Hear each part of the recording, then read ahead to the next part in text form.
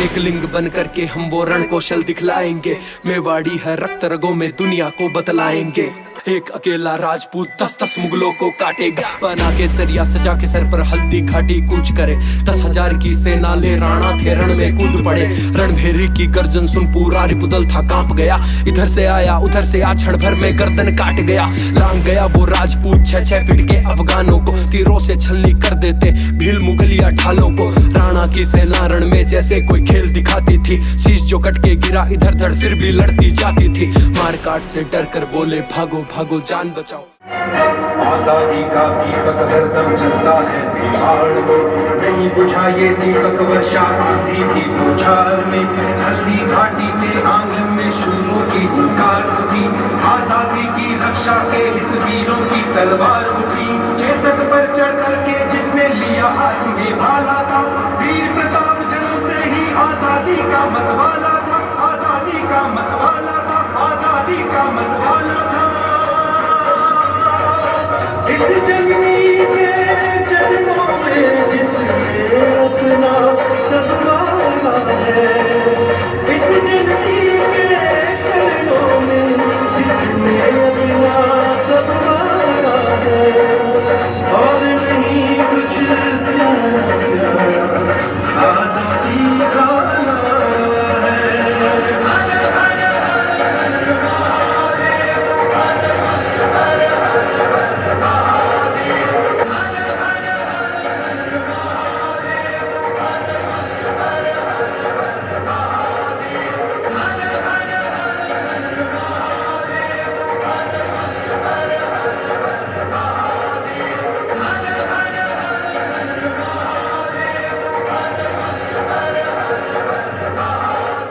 निवेदन यही है कि सभी समय पर परिवार सहित पधारें।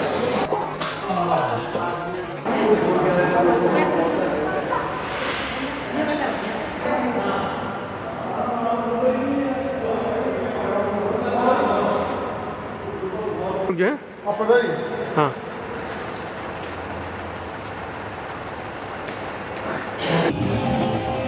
एक लिंग का जयकारा महाकाल तक भी हारा। इसके हर पत्थर पत्थर में जाग रहा बलिदान है। ये मेवाड़ महान है। ये मेवाड़ महान है। मैं 1300 वर्षों के इतिहास का साक्षी हूं। मैंने बप्पा को काबुल तक भगवा फहराते देखा है। मैंने सतीत्व की रक्षार्थ हजारों देवियों को अग्नि स्नान करते देखा है। और देखा है हम मीर के पराक्रम को, चूंडा की प्रतिज्ञा को, कुंभा के वैभव को, सांगा के पुरुषार्थ को।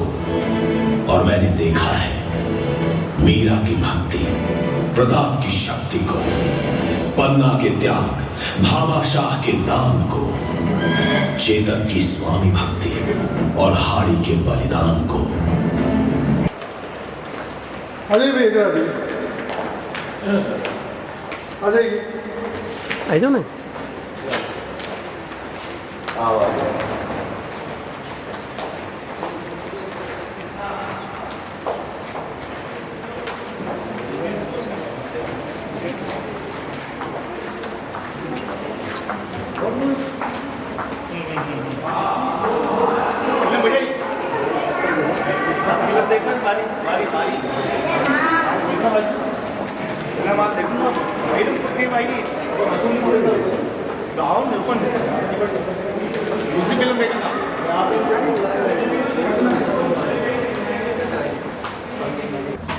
आपसे को प्रणाम। आपने मूवी तो देखी है, कैसी लगी आप सबको मूवी? उसमें आपने हल्दी घाटी का युद्ध देखा होगा, तो आपको जीवंत रूप में यहाँ पे हल्दी घाटी का समझाया जाएगा। जैसे आप अंदर की तरफ चलेंगे, आपके राइट हैंड की तरफ सीधे आपकी तरफ देखेंगे तो माड़ा प्रताप बैठे हुए हैं। उनके साथ में उनके 4 साथी कौन कौन है? भामाशाह है, बिलू राणा, जालामान है और रामशाह तंवर है। ये सब बैठकर क्या कर रहे हैं? ये सभी बैठकर युद्ध की रणनीति बना रहे हैं। कारण क्योंकि जो मुगल सेना लड़ने के लिए आई थी वो अधिक थी और महाराणा प्रताप की जो सेना थी वो कम थी।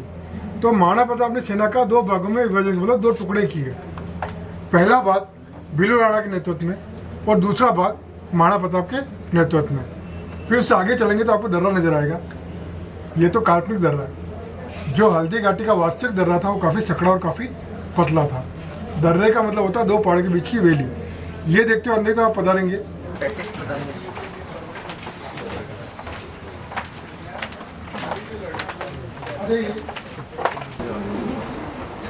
ताकि देख सके। तो आगे आप देख के आए होंगे। अरे दोस्त, हेलो, अरे मैं भूल जाऊंगा। तो आगे आप देख के आए होंगे महाराणा प्रताप ने में युद्ध की रणनीति बनाते हुए। उसके बाद में आप इधर देखेंगे, इधर सर आगे आ जाइए, इधर आ जाइए। तो आप इस सब देखेंगे महाराणा प्रताप की सेना हल्दी घाटी के दर्रे में से निकलते ही शाही बाग में खड़ी अकबर की सेना जो मान सिंह के नेतृत्व में युद्ध करने के लिए आई थी, उन पर भीषण आक्रमण करते हैं। यह आक्रमण दो तरफ से होता है। एक तो महाराणा प्रताप की सेना हल्दी घाटी के दर्रे में से करती है, और दूसरा हमला भीलू राणा की सेना जो पहाड़ पर खड़ी हुई होती है वो करती है। तो हमला दो तरफ से होता है, और ये हमला इतना तीव्र, इतना तेज होता है कि ये सैनिक डर के मारे यहाँ से 6 से 8 किलोमीटर पीछे अपने डेरे की तरफ भागने लगते हैं। जब ये भाग रहे होते हैं, इन्हीं में इनका एक साथी होता है मेहतर खां। तो आप लोग कोने में देखेंगे, आपको एक व्यक्ति दिख रहा है ढोल बजाता हुआ, उसका नाम है मेहतर खां। जो ढोल बजाता है वो इन्हें रोकता है, और रोककर झूठी अफवाह फैलाता है। अफवाह क्या फैलाता है कि अकबर भी इस युद्ध में आ रहा है, जबकि अकबर उस समय अजमेर में बैठा हुआ होता है। अब आप लोग देखिए, अकबर कितना डरपोक था। वो युद्ध करने के लिए चलता है, अजमेर में आके रुक जाता है, अजमेर से मान सिंह को आगे करता है, खुद नहीं आता। क्यों? क्योंकि उसे पता था कि मैं महाराणा प्रताप का सामना नहीं कर पाऊंगा, इसलिए वो मान सिंह को आगे करता है। उसका फायदा ये उठाता जो कि अफवाह फैलाकर कि अकबर भी इस युद्ध में आ रहा है। तो अकबर के नाम से इन सैनिकों में थोड़ी हिम्मत आती है, थोड़ा साहस आता है, और ये आगे बढ़ते हैं खमनौर के मैदान की तरफ। आगे चलेंगे पधारिए। तो यहाँ पर जो दृश्य देख रहे हैं, यह है खमनौर का मैदान। जब मुगल सेना और महाराणा प्रताप की सेना आमने सामने आती है खमनौर के मैदान में, तो यहाँ पर भीषण युद्ध होता है। इतना भयंकर युद्ध होता है, इतनी मारकाट होती है, और एक बारिश का समय भी था। बारिश और खून दोनों मिलकर एक रक्त का तालाब बन जाता है, जिसे रक्ततला के नाम से आज भी जानते हैं। आप सभी ने रक्ततला का नाम सुना होगा। तो ये रक्ततला वाला दृश्य है। इन्हीं में महाराणा प्रताप के सबसे बड़े सहयोगी रामसा तंवर और इनके तीनों पुत्र शालीवान तंवर, भवानी से तंवर और प्रताप से तंवर, इन चारों का बलिदान यहाँ पर हो जाता है। यहाँ पर जो दृश्य देख रहे हैं, यह है रामप्रसाद हाथी। महाराणा प्रताप का सबसे प्रिय हाथी था ये। ऐसे 4 हाथी थे महाराणा प्रताप में, लूणेराव, खांडेराव, चक्रवात और एक रामप्रसाद। पर सबसे प्रिय ये था। क्यों? क्योंकि ये इतना शक्तिशाली हाथी था, इतना बलशाली हाथी था ये, कि इस हाथी ने इस युद्ध के अंदर अकबर की सेना के 14 हाथी मार दिए थे, और कई सैनिक गाड़ के मार दिया था।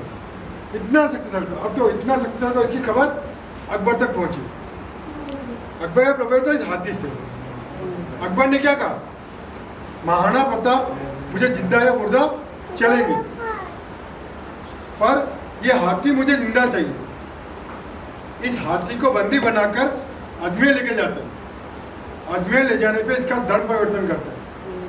इसका नाम राम प्रसाद से हटाकर पीर प्रसाद रखते हैं।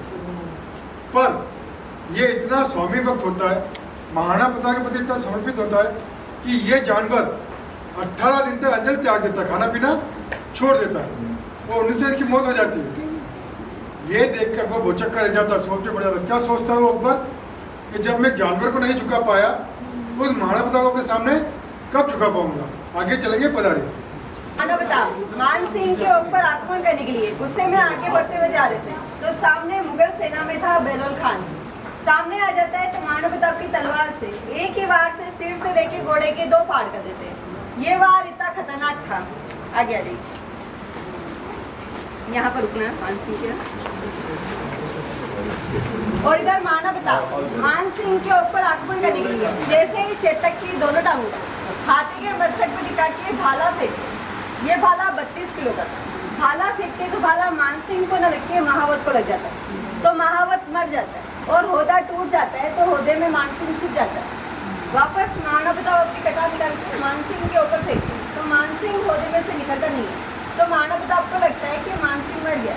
तो जैसे ही चेतक की दोनों टांगों को नीचे उतारते हैं, तो हाथी की लगी सूंड में जो तलवार होती है रक्षा के लिए, उस तलवार से चेतक की पिछले टांग कट जाती है। आ जाइए। हल्दी घाटी का युद्ध दोपहर के 3 बजे समाप्त हो जाता है। तो इसके बाद जब महाराणा प्रताप रास्ते में सुरक्षित स्थान पे जा रहे होते, तो रास्ते में एक 20 फीट का एक बरसाती नाला आता है। वो 20 फीट का नाला चेतक के पैर में लगने के बावजूद ही पार करवाता है, और जैसे ही पार करवाते ही हल्दी घाटी के पास खोड़ी इमली का पेड़ आता है, तो वहाँ पर चेतक के पैर में रक्तस्राव इतना बढ़ जाता है, इस वजह से वो गिर जाता है, और गिरने के बाद में वहीं पर प्राण त्याग देता है, जो आज भी हल्दी घाटी में इसका स्मारक बना हुआ है। सामने चलना है। हल्दी घाटी का युद्ध समाप्त हो जाने के बाद में जब ये मानसिंह और आसफ खां गोकुंडा में आके शिविर बना के रहने लग जाते हैं, ये महाराणा प्रताप की सेना से इतना भयभीत हो जाते हैं कि कहीं महाराणा प्रताप की सेना आके दोबारा इनके ऊपर आक्रमण न कर दे, इसलिए वो चारों तरफ खाई सी बना देते हैं और घोड़ा ना फांद सके इतनी ऊंची दीवारें बनवा देते हैं। ये इस तरह केदू की तरह रहने लगे थे। जब इनकी रसद सामग्री आती थी खाने पीने की, तो वह भी महाराणा प्रताप की सेना इनसे लूट लेती, तो इस वजह से ये भूखे मरने लगी। भूखे मरने से ऐसी नौबत आ गई कि वहाँ जून का महीना था, तो जून के महीने में इन्होंने कच्चे आम और इनके घोड़े काट के खाए थे। तो ऐसे में ये सैनिक बीमार पड़ गए। बीमार पड़ने से सैनिकों में विद्रोह हो गया, तो यहाँ से परेशान होकर मानसिंह और आसफ खां दोनों अपनी सेनाओं की टुकड़ियाँ लेकर यहाँ से अकबर के पास अजमेर चले गए सितंबर के महीने में। जब ये मानसिंह और आसफ खां गोकुंडा से अकबर के पास अजमेर आते हैं, तो यहाँ आने के बाद में जब अकबर को पता चलता है कि हल्दी घाटी के युद्ध में ये असफल हो गया है, तो अकबर क्रोधित हो जाता है। तो इन दोनों को दंडित करने के लिए दोनों की ड्योढ़ी बंद करवा देते हैं, यानी कि दरबार में प्रवेश बंद करा देते हैं। अगर ये हल्दी घाटी का युद्ध जीत के आते तो अकबर इनको स्वयं पुरस्कृत करता, जबकि हार के गए थे यहाँ, तो इनको सजा मिली थी। तो इससे प्रमाणित होता है कि हल्दी घाटी के युद्ध में महाराणा प्रताप की विजय हुई थी, और ये सारे हल्दी घाटी के युद्ध में इन्होंने योगदान दिया था।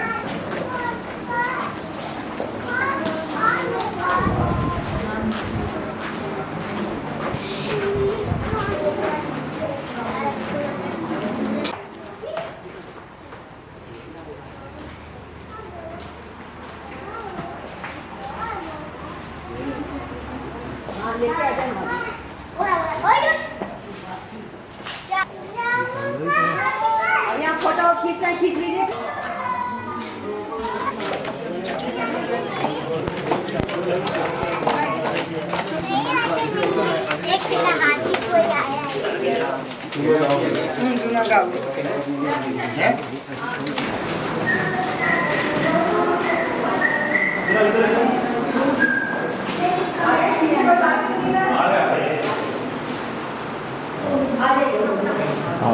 मोहग्रस्त हो गयो चूड़ावत, हाड़ी से मांगी सेना ने, पति को प्रेरित करने को सिर काट दे दियो क्षत्राणी, सिर काट दे दियो क्षत्राणी। 18 जून 1576 ईस्वी में हल्दी घाटी युद्ध में अकबर की सेना की हार हुई थी, तो उसने 1580 ईस्वी में अब्दुल रहीम खान खाना को भेजा। उस बेचारी की भी बड़ी फजीहत हुई। प्रताप के पुत्र कुंवर अमर सिंह ने उनके डेरे पर आक्रमण कर उनकी बेगम आनी खान व पूरे परिवार को ही उठा लाया। ये देखकर महाराणा प्रताप ने अपने पुत्र अमर सिंह को समझाया, बेटा, तूने हमारी हिंदू संस्कृति के विरुद्ध काम किया है। हम हिंदू लोग पराई स्त्री को मां के रूप में देखते हैं। हमारे शत्रु होकर भी महाराणा प्रताप ने मेरे साथ बहन के समान व्यवहार किया है। प्रताप मनुष्य नहीं है बेगम, वो तो फरिश्ता है, फरिश्ता। किरण देवी का हाथ पकड़ लिया था। किरण देवी ने उसे नीचे गिराकर उस पर कटार तान दी। क्षमा याचना के साथ माँ माँ कहने लगा था अकबर, तब कहीं छोड़ा उसने। दिवेर थाने पर आक्रमण किया। अकबर का चाचा सुल्तान खान वहां का किलेदार था।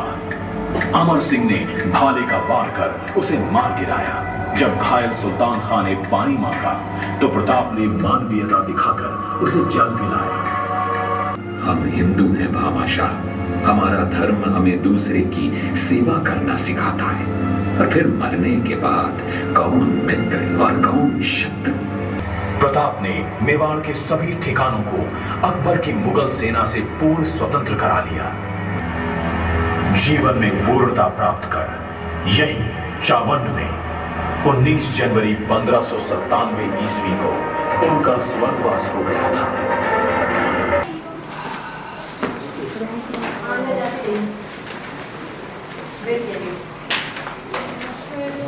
दिन प्रतिपल चलती आई राष्ट्र धर्म मातृभूमि वंदे वंदे।